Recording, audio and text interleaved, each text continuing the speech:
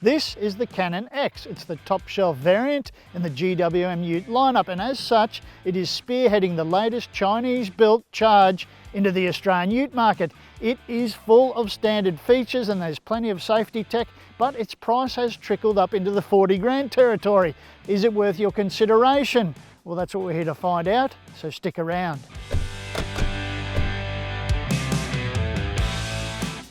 In this video, I'm going to throw plenty of Cannon X details at you, but if you'd like to know something in particular, there are time codes on screen now. And if you're watching this video on YouTube, there are chapter markers below.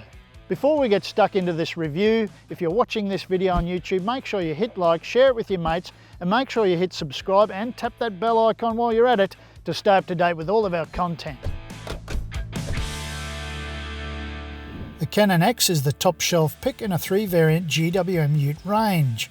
Standard features include a 9-inch multimedia touchscreen system, and that has Apple CarPlay and Android Auto, a 7-inch digital driver info display, 18-inch alloy wheels, a sports bar and roof rails. It also has LED headlights with LED daytime running lights and side steps. We'll put the Cannon X's dimensions up on screen now, but remember, if you're after all the nitty-gritty details, and I'm talking about specs and everything else, make sure you read my full written review at the CarsGuide website.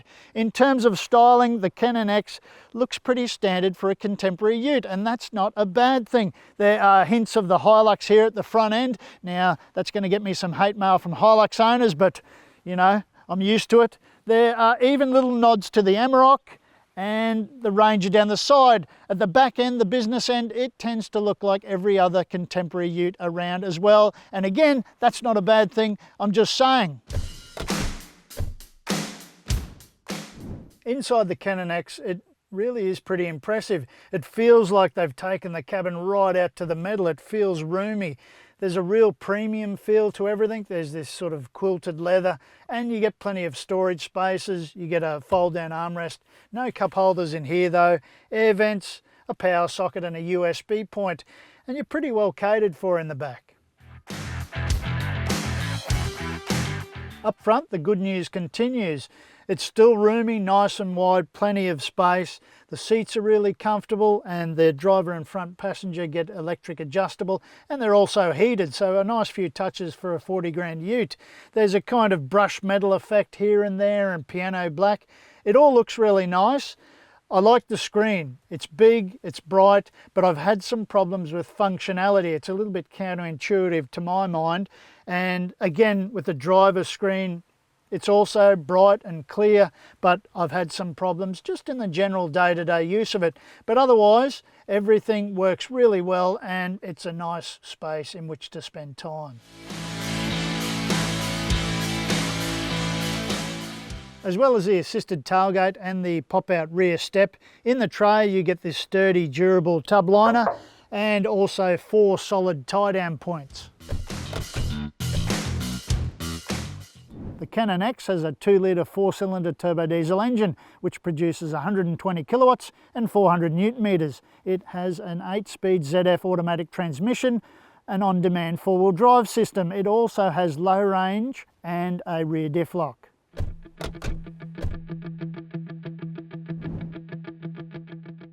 On road, the Cannon X does a pretty decent job. We'll put it this way, there aren't as many nasty surprises as you'd assume, but it's when you get off-road, that's when the fun begins.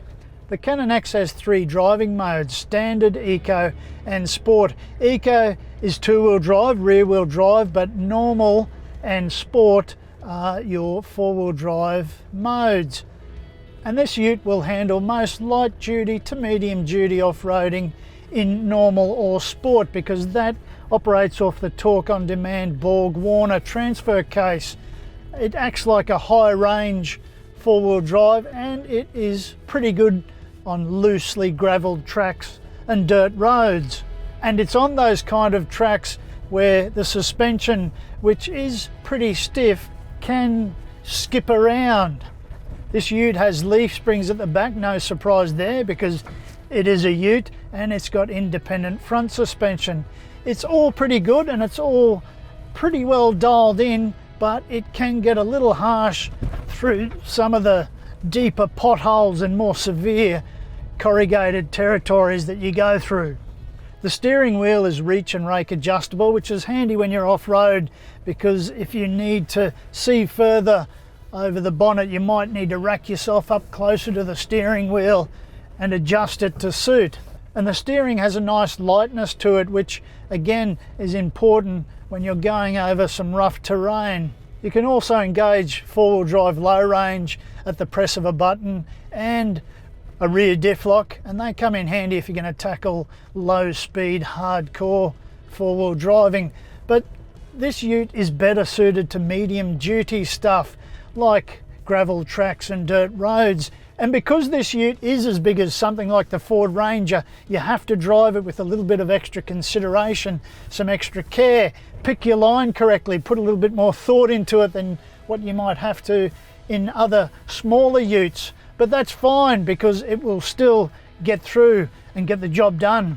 And as always with the showroom standard ute, the rubber is more road focused than it is suited to four-wheel driving, so it'd be an easy swap out for that if you're thinking of the GWM Cannon as your next touring vehicle. And you might also think about a mild lift, just to give the Cannon X a little bit more height over obstacles. On-road and off-road, the Cannon X does really impress in terms of, well, everything. Ride and handling, steering.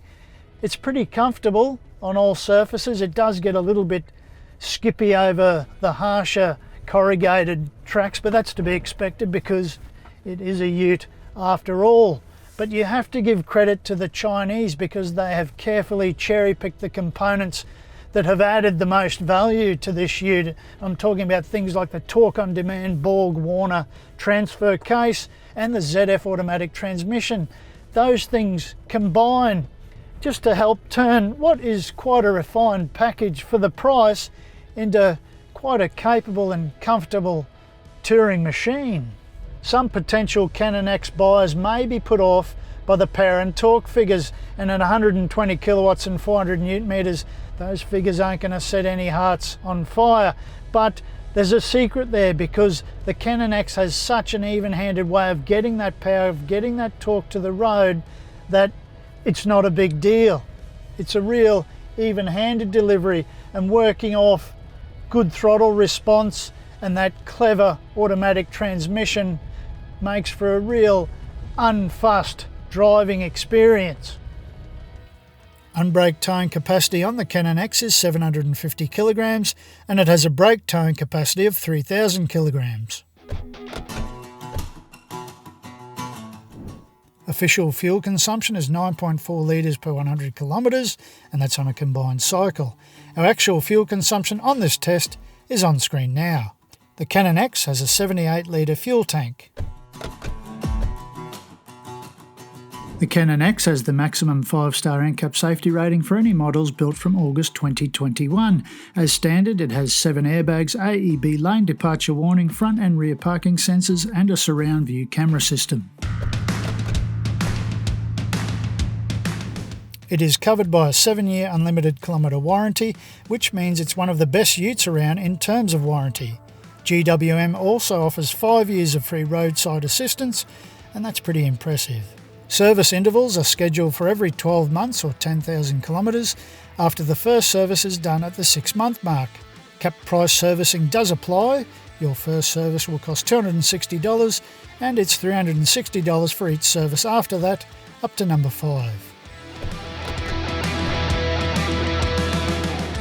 The GWM Cannon X signals a significant change in the actual and perceived quality of Chinese-built utes, at least in terms of first impressions. It's comfortable, it's capable, there's a stack of safety tech, and there's plenty of standard features. And it still manages to be reasonably priced in an increasingly expensive Aussie ute market. But what do you reckon? Would you try a Cannon X over a more established ute brand? Have your say in the comments section below.